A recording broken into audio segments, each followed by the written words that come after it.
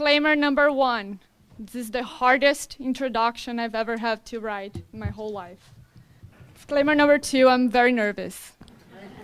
First and foremost, I would like to thank you, Dean Noria, for all of your support and your patience in the coming together of this conference. We would not have never done it without you.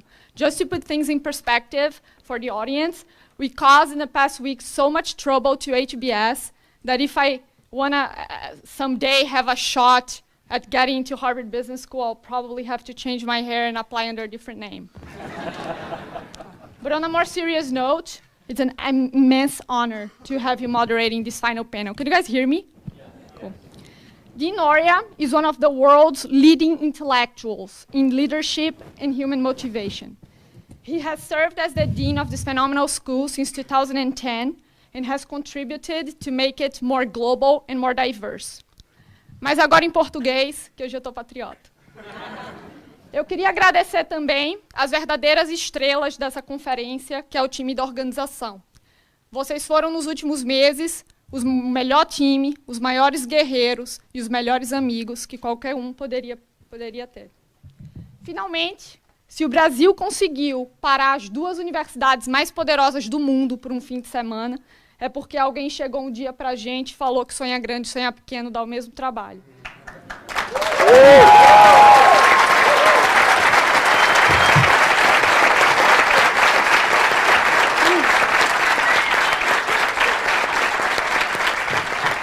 E é para essa pessoa que a gente dedica esse painel final. O Jorge Paulo é mais conhecido por ter trazido para o Brasil a medalha de ouro em eficiência e gestão. E por ter trazido a eterna satisfação de chegar para o nosso amigo americano que está tomando uma Budweiser e falar: Did you know that that's on the Brazilians? Tô brincando. O orgulho é brasileiro, mas o sucesso é global. Mas eu diria que seu maior legado tem sido a formação e o apoio a uma geração que se preocupa hoje um pouquinho menos em ganhar em dólar e um pouquinho mais em fazer alguma coisa substancial para o nosso Brasil. Eu não quero exagerar, Jorge Paulo, porque a gente sabe que você odeia homenagem, mas eu não poderia deixar de dizer que eu nunca conheci alguém com um poder tão grande para inspirar e transformar a vida das pessoas.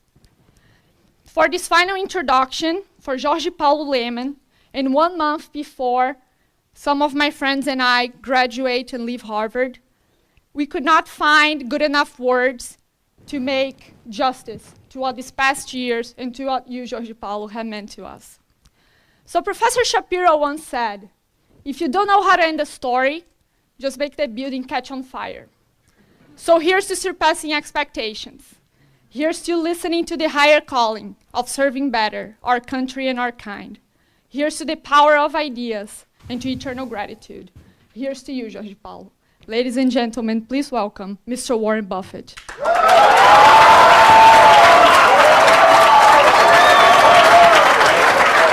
Well, it's fine.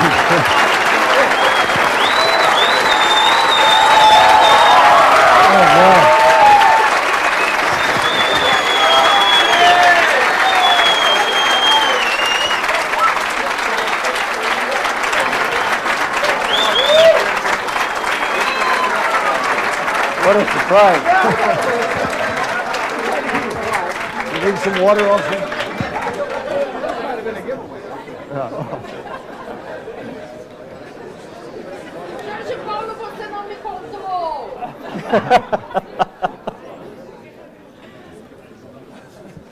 Good to see you, Warren. Okay. Good to see you. I'm going to give you one of each of these.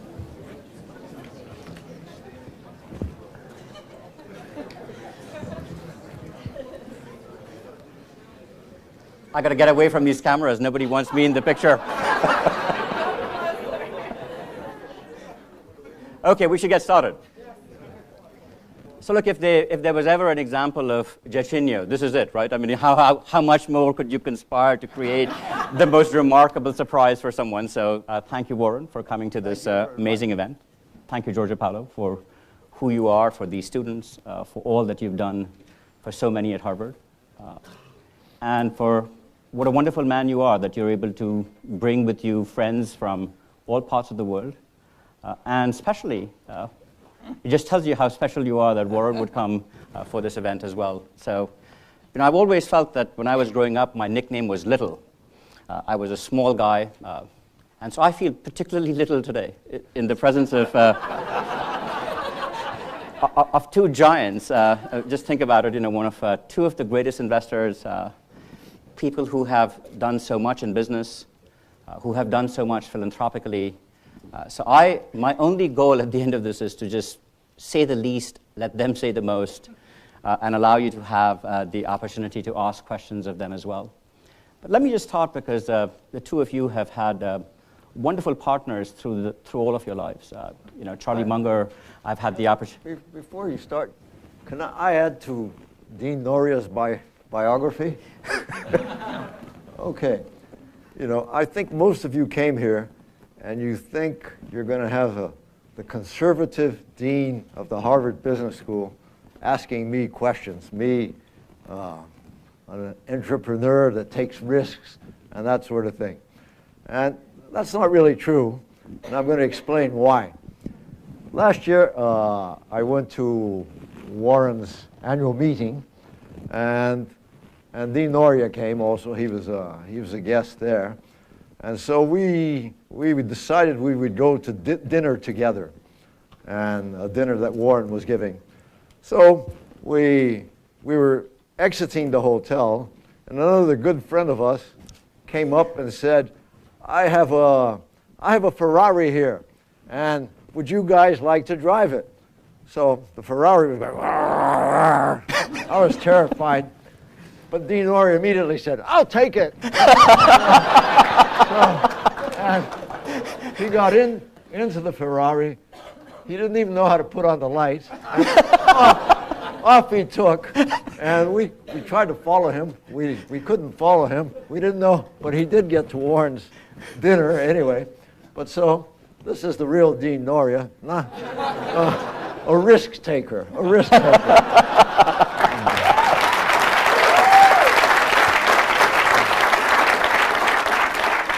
See, what Giorgio Paolo didn't tell me is the opportunity to drive a Ferrari is something that he can get every day. For me, this was the one time it was ever going to happen.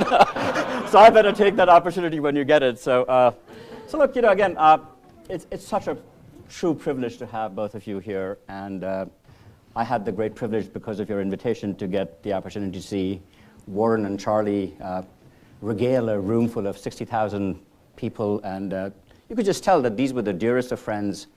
They had been business partners for all of their lives, and they could finish each other's sentences. Their jokes were remarkably common. And I've had the same experience with you. I've seen you with your partners. I've seen you with Beto and Marcel. And your company's called 3G. You're called by everybody else the Three Musketeers. I mean, these are remarkable friendships that have endured, that have allowed you to build great businesses. And now, late in your lives, the two of you have decided to kind of hook up and do things together. Tell me, what was it? Where did that late in your life come from? Early in your life. There's a lot of life in both of you. I know that for sure. If you're feeling little, you're So, how did the two of you decide that this partnership was something that you were going to form and start to work with each other? Or maybe you should start, and then I'll let Giorgio Paolo follow as well. Go ahead. Well, we met. You know how to work? I don't know how to work anything in these days. It's working. It's working. Okay. Yeah. Here's my flip phone, incidentally. I was on the board of Gillette, and I'm not sure exactly what year it was. Hang on. No, I don't think it's working. Yeah.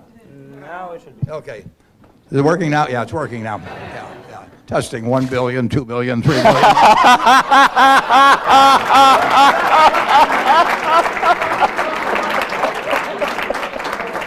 After all, I'm talking at Harvard. And we liked each other, but we didn't get much of a chance to talk at these meetings. They were fairly well scripted in terms of time. And I consider it one of the larger mistakes in my life that we didn't really team up as partners till considerably later. But he and I we're on the same wavelength. And we were out in Colorado don't know exactly how, 4 years ago or thereabouts, and as we went to go to the plane to leave, Georgie Paulo brought up Heinz, and he sent me, and I said, sounds good to me, and a little later he sent 1 page of financial terms and 1 page of governance terms, and just as would have been the case if I was doing something with my partner Charlie Munger, basically I didn't have to change a word. I mean, he's, who you have as partners in life, and you start with, most cases, with your spouses, but in terms of it's a lot more fun, and it actually is a lot more profitable to have wonderful partners. But the most important thing is it's just a lot more fun in life, and we've had a good time. We'll always have a good time together, and that applies with my partner Charlie, and it applies with my partner Georgie Paulo. Well, I met Warren at the Gillette board, and many of you have heard this story, but it's significant, so I will repeat it again. And he was asking me, at that point I was selling the bank, and he was asking me if I was happy that I was selling the bank, and I said I was happy. And then he asked me why was I happy, and I said, well, because I really didn't want to be somebody running a Goldman Sachs, or say I'd much rather be like him. And he said, why is that? And I said, well, you have better control of your time, you have a better sense of humor, and you're much richer. So he said, well, I'm going to show you how rich I am. And then I didn't know exactly what he would do, but he brought out this little agenda, and he leafed through it, and there was nothing written in it. So he said, look at how rich I am. I don't have much to do. I only do what I like, and I only do it with my friends. So, so I'm very, very rich. So my wife complains till this date, how come you don't have so much time as Warren? I mean, No, the two things you can't buy are time and love, and they're two of the most important things, obviously, in the world. But then on the Heinz deal, we knew each other already, and we sent him a memorandum, etc., short memorandum. I called him up, and I said, well, Warren, are you interested? He said, yeah, I'm interested. I said, okay, would you like us to come by and explain in greater detail the transaction? And he said, how much money do you need? And I said, 14 billion. And he said, okay. So that sort of shook me up. And then I said, how about governance? And he said, well, send me a memo, and if it's okay, it's okay. And so that's it. So you get answers from him right away. They're very clear, and they're very objective. So. Oh, what a wonderful partnership. So I thought, even though this gets us to the present, I might start this conversation by asking you both to remember back, and I've heard from writings about both of you how important your fathers were to both of you, and but maybe you could share something about your formative years. What were some of the most important formative influences before you got to the age of at least some of the people in this room? So in your growing up, what ended up being the most important influences in your life? Well, I had a father I worshipped, and he never disappointed me. And if the people that you love never let you down, you're going to have a wonderful life. And I was lucky in that I found out what I liked to do very early on, and that was really accidental to quite a degree. And I always tell students to look for the job to have if you didn't need to have a job.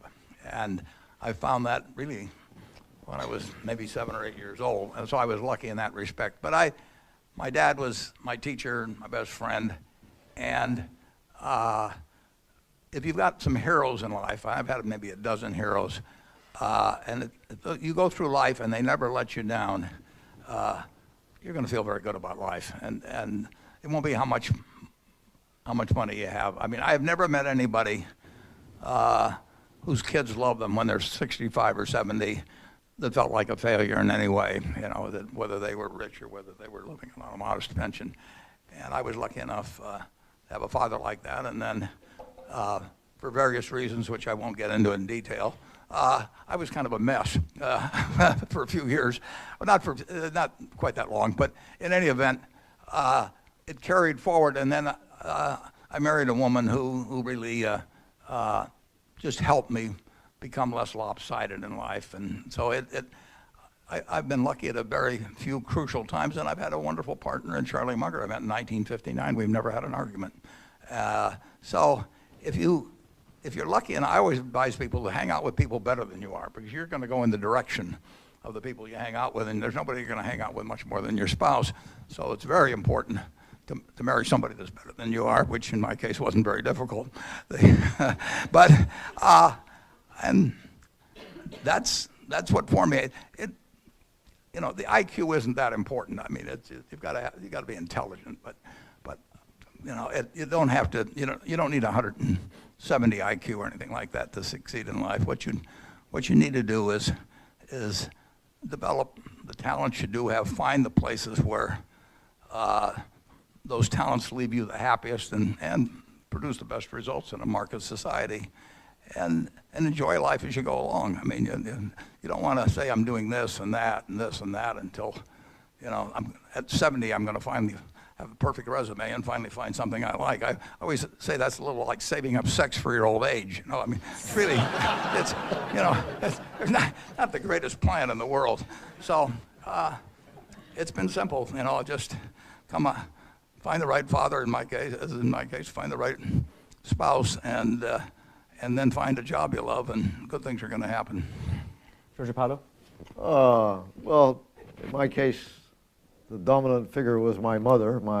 Lost my father when I was 13, so she was the dominant figure, and she loved me very much, and I could do anything, and she thought it was okay. And when I was here at Harvard, and I almost got expelled the first year, and so I received a letter from the administration suggesting that I take a year off and she was absolutely furious and wrote back a letter saying that her son was a genius actually, and I don't know what. That's a good mother. So I had a mother who was. I didn't take the year off. I came back, but anyway, so that was my mother, and she was really important, and it took me a little while to get going. I graduated when I was 20, then I played tennis for a while, finally got into business, went broke in the first attempt, learned a lot. So by the time I got going, I was 30, and then it was pretty good. I sort of found my way. Georgie, if you dropped out, you might have created a place so I could have gotten in. I mean, I've been trying now for 19 from 86, 67 years. I mean, well, you should have left a slot open for me. I had an uncle who lived in the U.S. And after I got out and after I started doing well, he kept saying, "See what I did for you by keeping you at Harvard," and like that. And I said, "What do you mean? You cost me a couple of billion. Look at Bill Gates." I mean,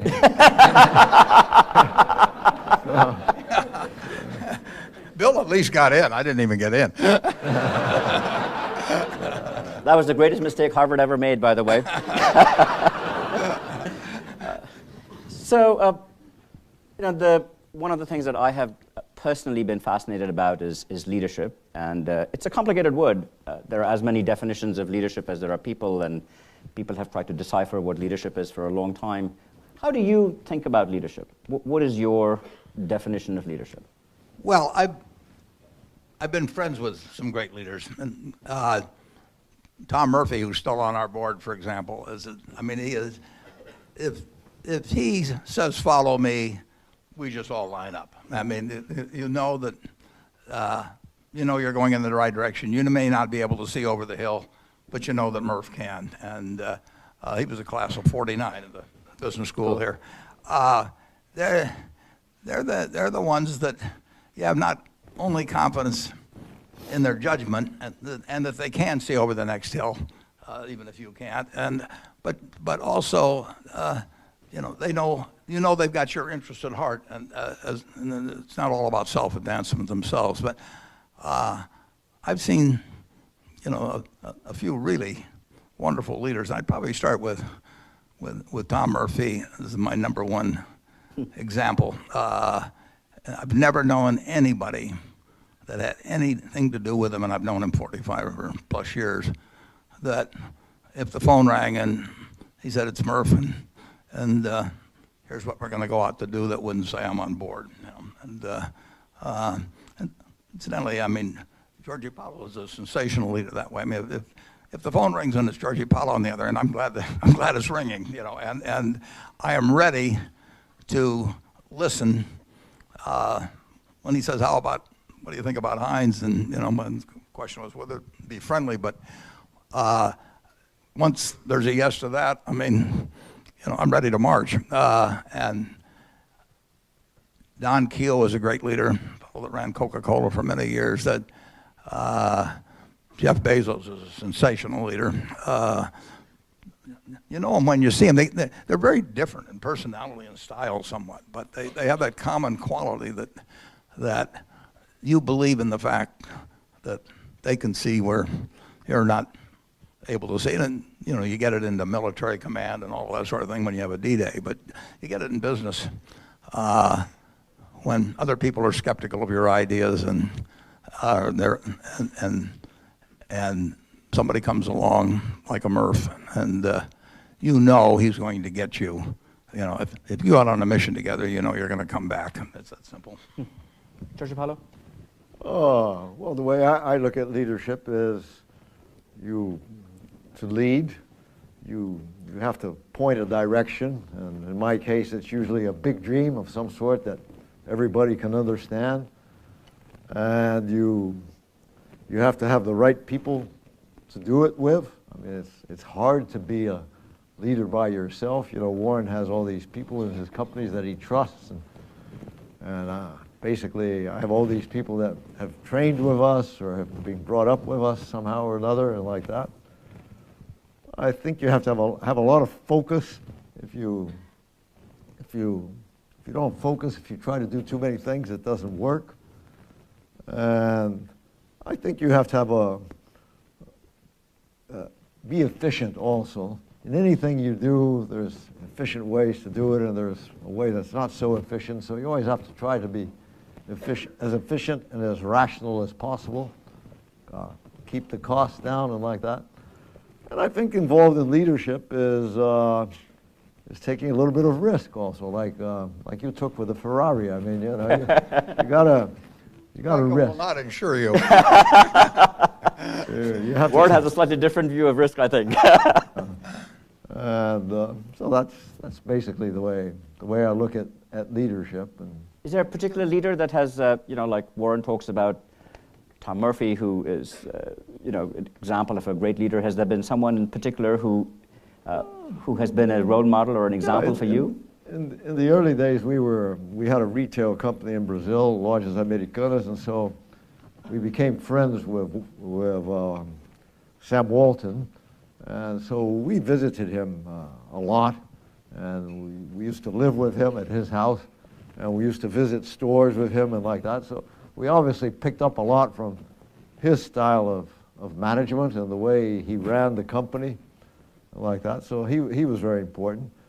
And for a while, we didn't really know him, but we followed very closely what GE was doing and how they were managing people and how they were picking the best people and how they had targets for everything and measured everything and like that.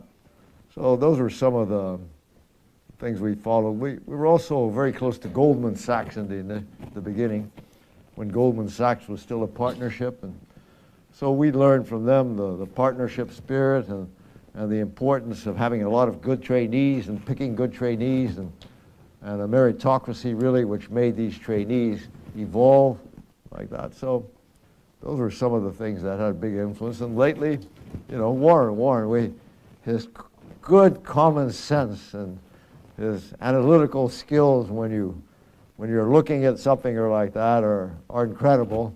And so we've learned a lot from him.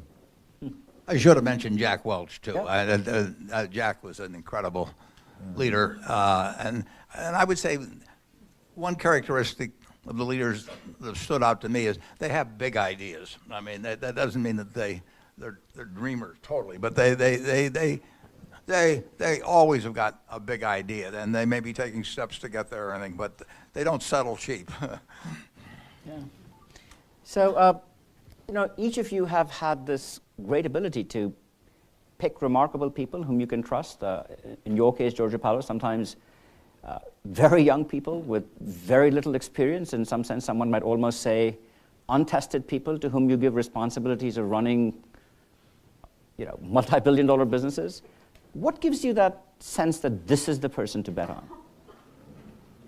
Well, most of these people, we haven't just hired them, or they've come from, most of them they may be very young, but they've been around for a couple of years already, and they were being tested, and gradually, that's our system really of training and evaluating people, give people an opportunity where they can make a mistake or not, or they can prove themselves.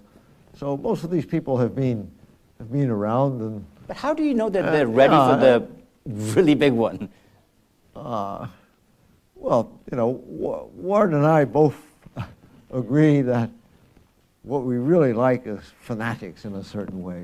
Guys who are going to go out and really, really try hard, and they want to do that well, and they want to do it exceptionally well. I think that is the main characteristic, And but there are different types of people. Some people are good for this, some people are good for that. You sort of have to pick what people are good at, and the only thing you cannot accept is somebody that is ethically not totally there. So you have to test that. I mean, people can be different, but not ethically. You can't do with that at all in an organization, because then it all falls apart. So. Warren? Yeah, well, I've always said we have a one-line employment form, and it just says, "Are you a fanatic?" And the answer to that, yes. Just hand it in. And I want people that are in love with the business. I'm in love with Berkshire. I mean, I've never sold a share of Berkshire. I never will. It'll all go to some other place. It's not money.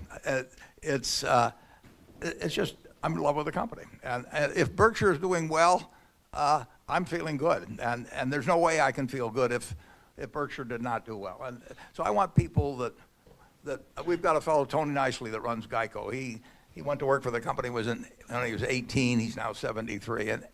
And when we talk, I mean, if they've had a good week the previous week in terms of closure ratios or whatever, he'll know it out to a decimal points, and he's proud, and it's his kid. And I love it when we find people like that. And often Berkshire's the most it is the most decentralized place you've ever seen in terms of the management. And I buy these businesses where I hand somebody billions of dollars and then count on them to run the business after they've got the money and I've got the stock certificate. And I'm not always right. I mean, I'll make some mistakes on that.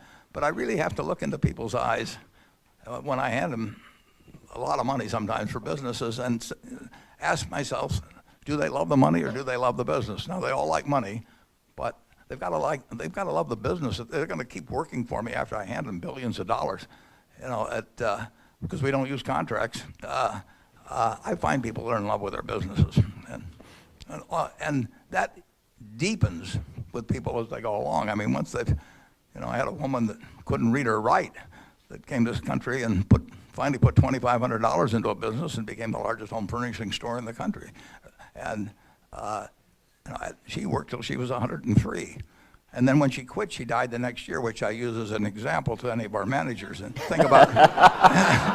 But, she till the day she died, I mean, she would look at the sales figures at the end of the day, and that determined how she felt. And those kind of people, you find them.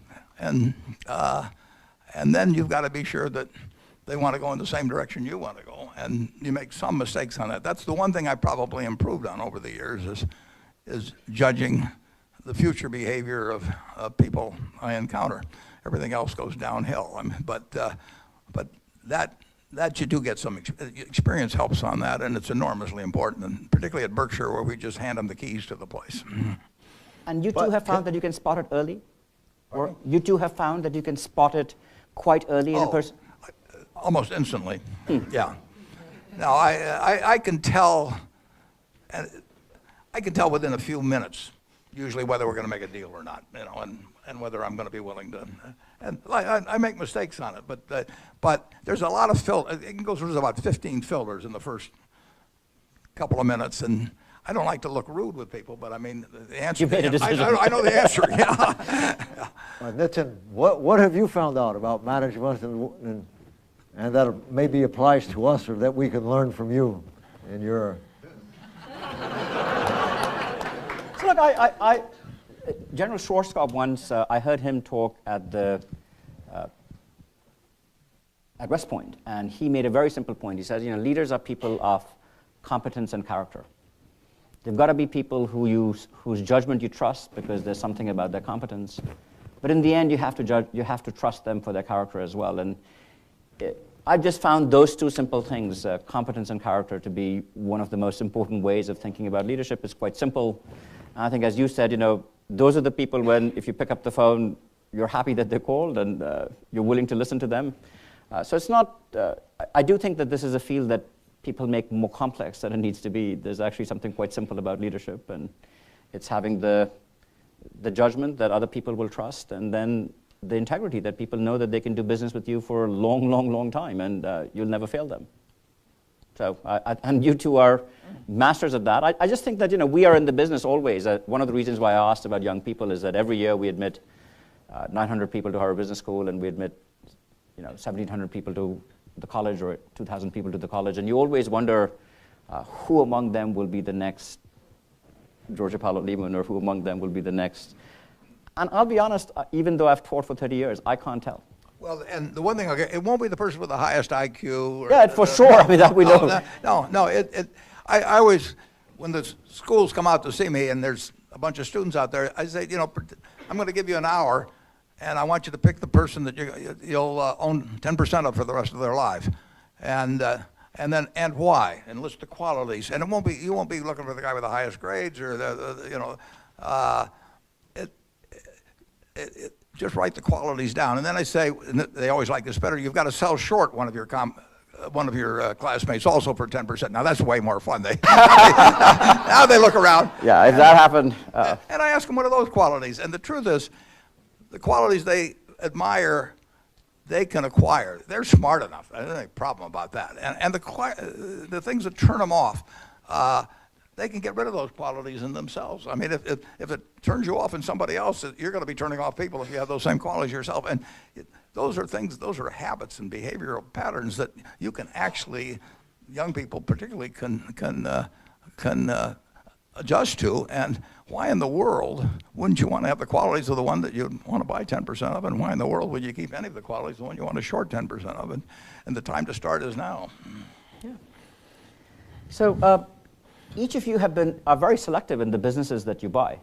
Certainly, Warren, you've written a lot about the kinds of businesses you like. Maybe just since there are a lot of people in the room who some of may have heard about that, some of them may not have. What is it that you look for in a business? And Georgia Paolo, I'll ask you the same question. What is it that you look in a business that you want to acquire, and as in your case, you own them for a long, long time?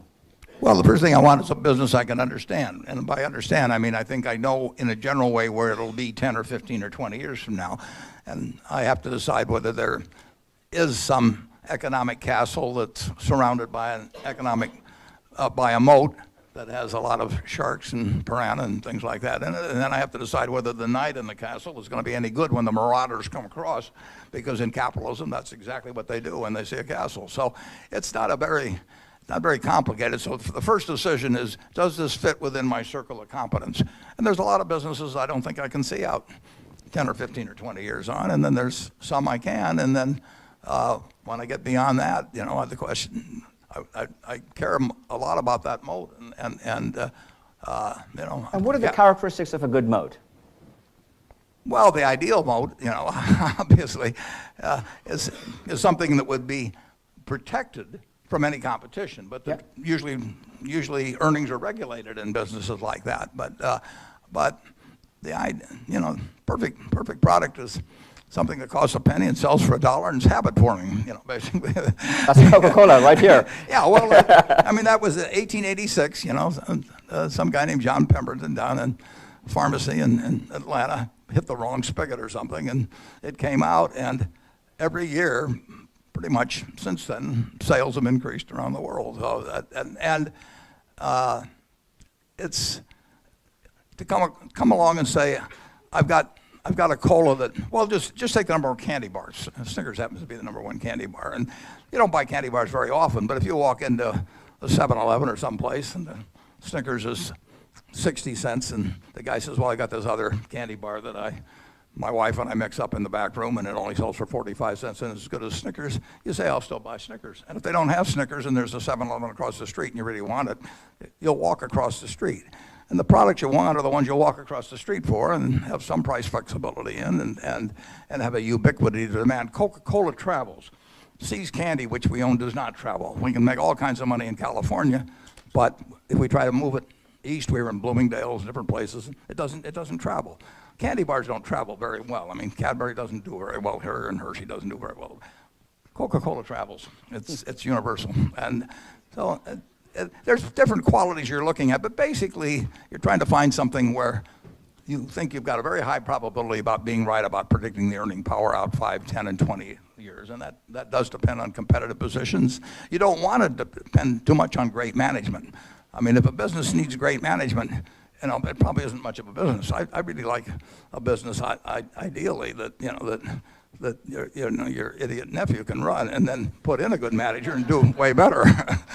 And then put a great person, and then it'll do even better. That's what Tom Murphy did. I mean, he left Harvard here, and he looked for a good business, and he'd be the first to tell you that if he'd gone to the textile business, which we were in and stayed in it, it would have been. There's nothing you can do, and so it's very important to get into business that one way or another you have some pricing flexibility, that one way or another the competition is under control at least, and then turn a terrific manager loose in it, and then just sit back and cash the checks. Send it to Omaha. That's the important thing I tell. We've come from a slightly different background. We started in Brazil. There wasn't the option to pick amongst various businesses to buy. Basically, so we don't have that many businesses. We have a few businesses, and we sort of picked one which we thought looked very, very good, which is the beer company, and really focused on it, and all along the way building up these management teams, which we now have, and then the beer company went abroad, and from there we found out that we could buy things abroad also, so we did Heinz together, Warren, like that. So it's been slightly different. So we have fewer businesses, and we're probably more focused because we didn't have that option in the beginning to pick amongst various businesses to buy. And when we bought them in Brazil, we had to run them because they were usually badly run. So I think our skill sets there are a little bit different, but in the end, we're running things for the long run and to build them to last forever, if possible. So it seems to me that one of the ways in which Warren has often bought businesses are great businesses where there's some market decline, like what happened in 2008 to Goldman Sachs. You go in and you say, here's a great business. It doesn't deserve to be devalued by what it was. This is a good time for me to come in and help, and you've done this many times in your life. In your case, you seem to buy businesses that seem to be fat, dumb, and happy, that have been run for a long period of time, where you believe that, at least in the near term, we can go out and make them much more efficient.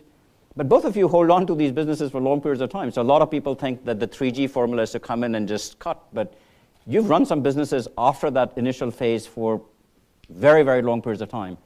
What happens after the first opportunities for, like once you've taken the fat out of Heinz or of Anheuser-Busch or any one of these things that you first go in and do, and it gets all the headlines. But you run these companies for long periods of time, Giorgio Paolo. What's the secret after the first cut? The secret has been after the first cut, you buy something similar There's a lot of such businesses out there. You cut there, and well, in the case of beer, there's You've done this 4 times now. yeah, there's not that much more. If you're doing what we have been doing, you're obviously not quite as good as you should be in marketing or developing new products. So we're catching up there, but we're going to get good at it. If you focus on something, we're going to get good at that also. So that's what it is. In the food area, there's a lot to be done still. I mean, that can probably be bigger than the beer area, possibly. And but we do have to. The world is changing. There's a lot of disruption going on. Consumers are forever more fickle. There are new ways of distribution. Amazon's coming in. So we have to adjust, and we have to be ready for the changes. We have to be much more nimble in terms of giving what the consumer really wants and what he wants to buy. And so that is a change. And the only way we will be able to do that is by having the right people. So we're very focused on finding the right people for what it's going to take to run these consumer good companies in the long run. So you're from Brazil. You're from clearly a great American. You've always said there's no better country than America in terms of a country to invest in. We've had 240 years. It's a remarkable country in terms of what it's accomplished. And then in the last 20 years or so, there's been this great excitement about emerging markets. They started off as the BRICS. In some ways, the bloom is off the whole emerging market thing a little bit. But one would argue that in some other parts of the world, people are also anxious about America. I remember as someone who came to this country, I walked around the world, and people used to always envy the fact that I'd had this great opportunity to come to this country.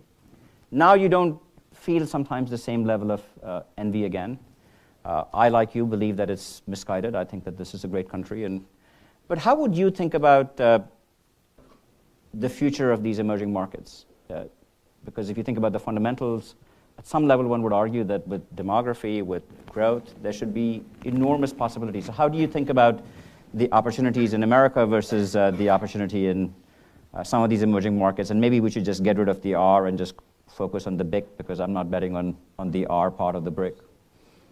Well, to move a market cap of 400 billion, we're not going to do it in some small economy. That doesn't mean that the businesses we have shouldn't look for opportunities to extend their own operations in those. So, but America, is a wonderful place to live and to invest capital. And there may be other countries that are going to be somewhat better, but from so much lower base that it wouldn't move the needle much at Berkshire. It'll move it for some of our subsidiaries. I'm delighted. I got a letter from a fellow in Israel 10 years ago or so, and he says, you don't know who I am and you don't know who my company is, or anything about my company, but here are a few facts, and we want to sell to Berkshire, and we only want to sell to Berkshire, and if you're interested, I'll come over. So we bought a company in Israel now, and it's done very well for us. But it's if we're going to prospect, this is where this is a huge market, and if there's something modestly better where I don't understand the culture that well, or the laws, or just have an acquaintance with the business people, and we're missing, that doesn't bother me at all. I think America's a pretty darn good place to invest in. If I get a call from Germany tomorrow, or the UK, or someplace, and they've got a $5 billion or $8 billion or $10 billion deal for us, I'll be delighted, to try and make a deal. But I don't want to get a call on a $200 million. We just can't. It's not going to move the needle. George Apollo? America's a wonderful place. This business of letting people in, foreigners in, and the free market, the technology that's coming along, it's the rule of law here. It's wonderful compared to the rest of the world. But there are opportunities abroad, and in our case, beer is not a growing market in Europe or the U.S. anymore. So we have to look at other places, and we have to go to even an extreme where, like we've done now, where we've gone into Africa in a big way. I mean, we took on a lot of debt to buy SAB, and basically the big attraction there is Africa, which now has 1 billion people, which will have 2 billion people in 30 years' time. Hot climate, young population, the ideal market for us in beer. We have to learn how to operate in Africa, but the potential is there. And Africa, maybe 30 years from now, will be much bigger than the U.S. in terms of beer consumption, and like that. So one last question, which has been on so many people's mind, and clearly this election and the rise of nationalism in so many parts of the world has raised this question. On the one hand, there's no doubt that if, I'm Dean of Harvard Business School, so I'll show my stripes fully. I deeply believe in free trade. I mean, there's nothing more powerful than free trade as a way to create, and you have said this many, many times, that society as a whole and the world as a whole is always better off with free trade. But as you have yourself said, Warren, it doesn't mean that the steel worker in Pittsburgh or the textile worker in Burlington ends up benefiting always from free trade. There are specific people who get hurt, and it looks like these specific people are now raising their hand ever more loudly in every part of the world and saying, if you don't listen to me, I'm going to stop free trade, or at least I'm going to push very hard to stop free trade. How do we manage this tension? It feels like one of the most important tensions for the world to manage, because in an odd way, if they were successful, they'll just hurt themselves even more. That's at least how it feels to me. You need the leaders in countries, and particularly the leaders in the United States. The President of the United States should always be the educator-in-chief.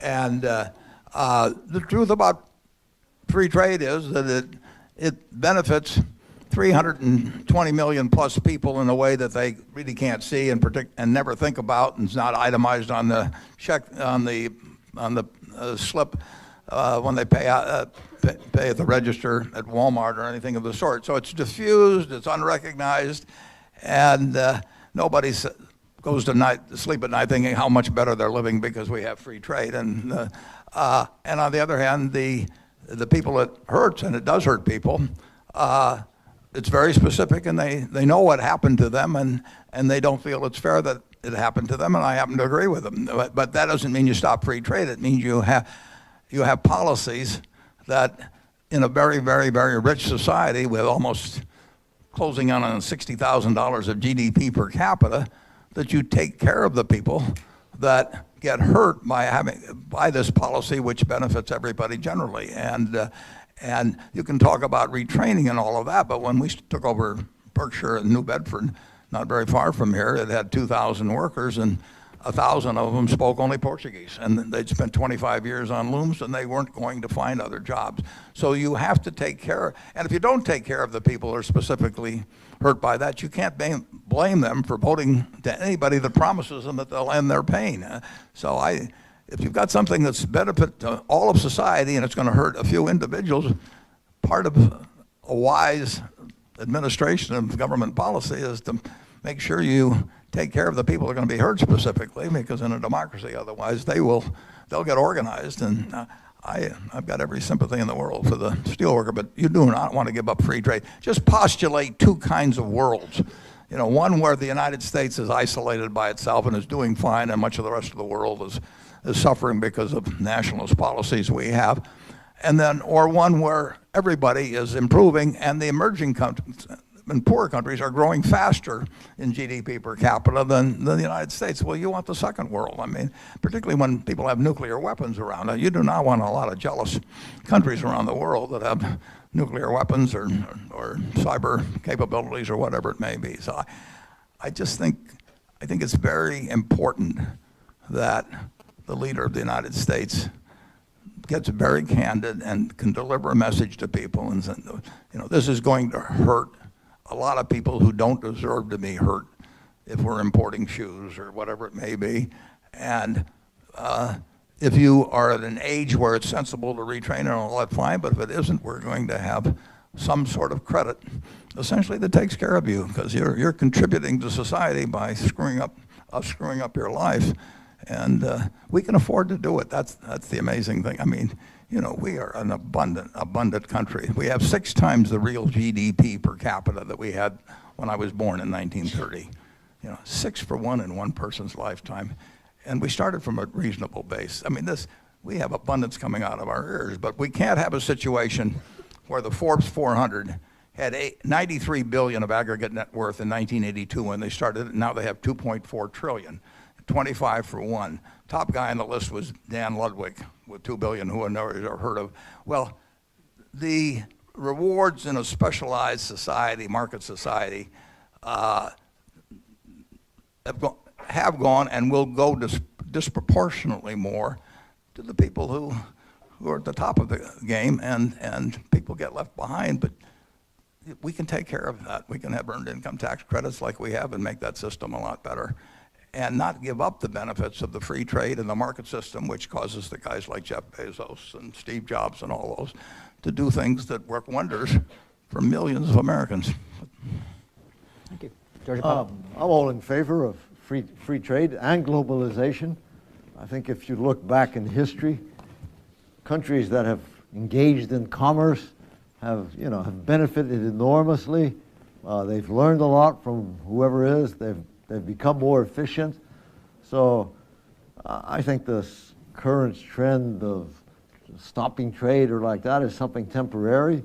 I think with the internet, the world is becoming closer and closer.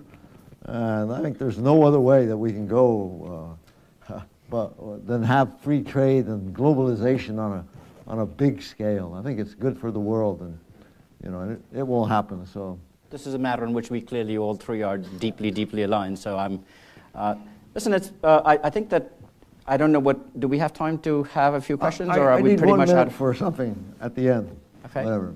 So no time for questions, right, Larissa? I would like to. Free trade essentially is a market system for the world. I mean, Yeah. we believe in what the market system's produced, and it's just a world extension of a market system. It seems so obvious to me, but it's also obvious that people should not have their lives ruined by the fact that something. And we should be able to. Real leadership should be able to do both, right? And we can't. But you have to explain it though first. I mean, when Roosevelt came in and said, we're going to close the banks because a lot of them are no good, and and we'll sort this out and open up the good banks in a couple of weeks. Well, a couple of weeks later, he comes out and says, these banks are okay to open. Well, Roosevelt didn't know a debit from a credit. I mean, he didn't know which banks were good or anything. But the American public they believed in him, and the system to work had to get the banking system working again. I think you really need somebody in the White House that will explain to the American people what's good and bad about certain economic developments, and promise them that the government is on the side of doing the thing that's right for society and on the side of the people that get hurt by it. Thank you. So I think we have, we started late, we're running late. We have time for maybe 1 or 2 questions. That gentleman there seems to be leaping out of his feet, so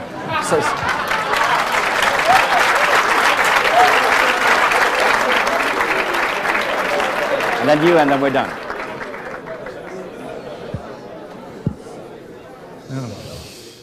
Professor Amartya Sen says that there is one thing in common between Adam Smith and Karl Marx, and this is the freedom of people going everywhere. And today, since you are talking about the importance of free trade, globalization, how is it possible for the US, the president of US, to thinking of building a wall separating the United States from all Latin America? I believe that the important thing will be for us to have not only freedom for capital, goods and services to go everywhere, but mainly the most important thing, that is the human being. Freedom for the human beings to go everywhere. This must be our objective. I would appreciate your opinion on about this. Yes, we get it, sir. Objective. About this wall. I certainly live here, sir, as a living example of someone who's benefited personally from the freedoms this country has always had to allow immigrants to come in. Warren, you wrote something about this very eloquently recently, so maybe you should say a word. So you will certainly get no issue from us on this matter. Well, when I was born in 1930, the odds were roughly 40-1 against me being born in the United States. So I won what I call the ovarian lottery the day I was born, and it was, it was dumb luck. But I have had a chance to really ride the crest of something. Just imagine, in 1930, John D. Rockefeller Sr. was the richest man in the world. Everybody in my neighborhood, and it's not a fancy neighborhood, and the median income is probably $100,000 a year. The mean's a little higher for those of you who are mathematically inclined, but everybody in my neighborhood lives better than John D. Rockefeller in terms of medicine, in terms of transportation, in terms of entertainment. You get up and down the line, and that's happened in one person's lifetime. Now, when you've got a tailwind like that in your life, you should feel very, very lucky. Yeah. And we should create that opportunity for all. So, last question here. Okay. Thank you for being here. It was mentioned in one of the panels yesterday. Oh, sorry. Hi. It was mentioned in one of the panels yesterday that like 5 or 10 years ago, the most valuable, 5 most valuable companies in the world used to be like Exxon, Shell, and Walmart. And nowadays, these are numbers of 2016. The 5 most valuable companies are Facebook, Google, Apple, Amazon, and Microsoft, which are all tech companies. So how do you see that in terms of investment in the future? Thank you.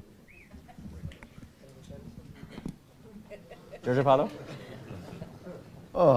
I'll have what he's having.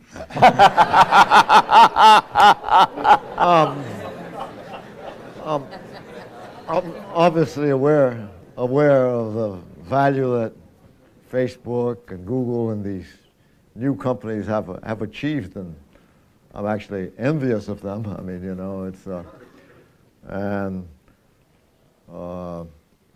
but the businesses that were available for where I was and where I started in Brazil were basically beer and more simple businesses and like that, and trying to grow them as much as possible.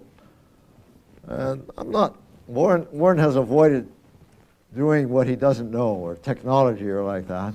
And I'm tempted to give it a try at times. And I have some ideas, some way that I could give it a try without risking too much or like that. So I'm conscious of what's going on. I think it will continue.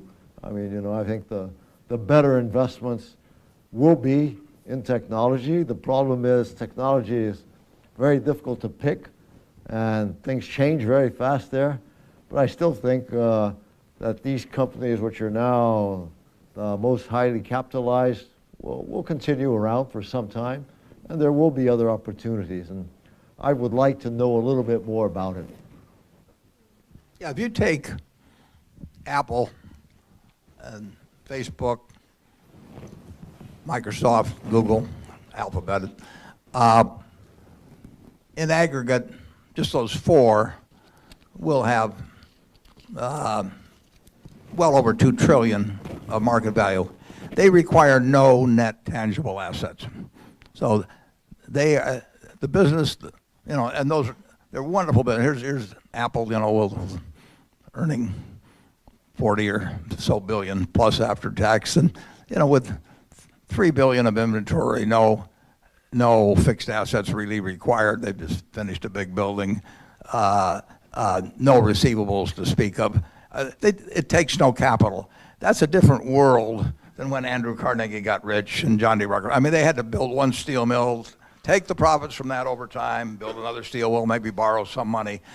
But the world where you can translate an economic model into something that's worth hundreds and hundreds of billions, approaching $1 trillion of value with no tangible assets, that's a different economic model that even, if you go back to 1960 when the #1 company would have been General Motors and down the list. And you can now get, there are businesses which don't require much inventory. They don't require fixed assets. They don't require receivables, and they get extraordinary margins. And that is a different investment world. That doesn't mean both kinds of businesses can't exist, but our candy business takes no capital. Our gift certificates take care of the capital needs of the business. And when you get businesses that, now it's a peanut business, but those are extraordinary economic opportunities. I don't think they existed to this, well, they didn't exist remotely to the same degree 50 or 60 years ago when more was tied to physical assets. And that makes a very different investment world. Listen, I want to be respectful of everybody else's time. We could go on forever. This is such a remarkable treat. I want to thank Larissa. I want to thank all of the organizers of this conference to have given us this amazing opportunity to get to do this. But I know that you wanted to have the last word. One minute. And since this is your conference, this is your last word. Oh my God.